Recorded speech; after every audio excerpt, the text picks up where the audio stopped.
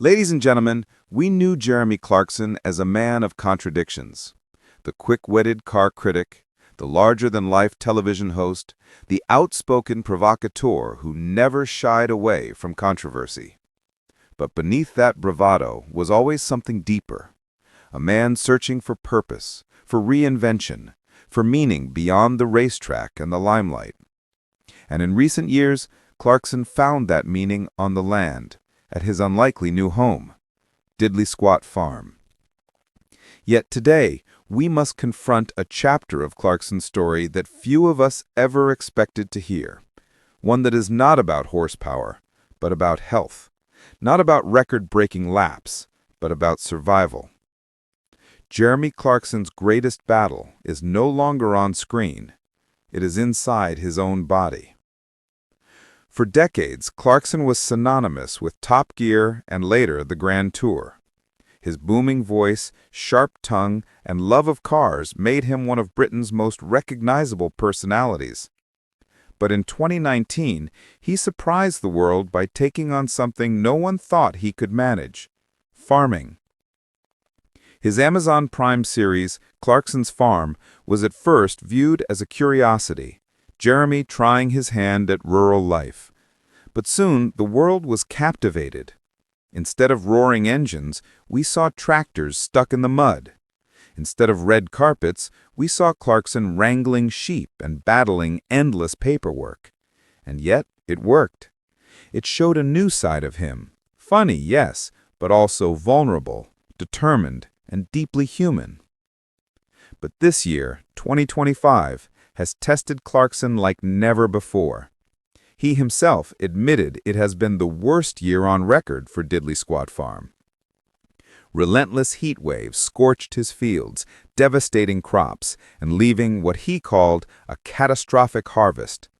As if that were not enough, bovine tuberculosis struck his herd, a farmer's nightmare. With cattle movement restricted, the financial and emotional strain was crushing. Then tragedy struck closer to the heart. A litter of puppies born on the farm suffered loss, one passing shortly after birth. Lisa Hogan confirmed the heartbreak with a simple but moving message. Quote, "Sad news this morning. Mr. Gray has gone to fur and featherland." Unquote. It was a season marked by grief, loss, and near despair. Clarkson himself admitted that without the television show to keep the farm afloat, it might not survive. Yet while the land struggles, Clarkson's greatest fight may well be within himself. On holiday in 2017, Clarkson was hospitalized with pneumonia.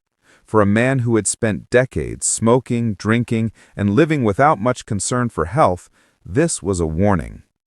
He quit smoking, a monumental change, but the habits of a lifetime do not disappear overnight. Then, in October 2024, came the most terrifying moment of all. Clarkson experienced chest pain, numbness, and the telltale signs of something far worse. Doctors found 2 arteries blocked, one completely. He later admitted he was days away from death. Emergency surgery saved him. 2 stents were fitted, restoring blood flow, but the message was clear: time was running out. This year, Clarkson revealed more health complications. A trapped nerve in his back leaves him in pain, particularly when riding in a car. He underwent a full medical workup, 8 hours of scans and tests. Surprisingly, his liver, long abused by alcohol, showed no major damage. But he admitted he has living with one mission: not to die prematurely. At 65, Clarkson describes himself as playing catch-up with his body. His words are stark. "I'm doing everything I can not to die. I must buy time." For a man once defined by excess, big meals, fast cars, late nights, this is a sobering confession.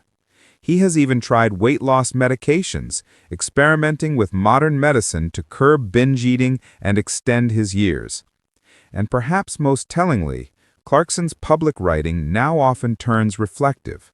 no longer just the biting critic, but the older man staring at the horizon, determined to keep going, not just for himself, but for Lisa, for his children, and perhaps even for the viewers who have followed him through every reinvention.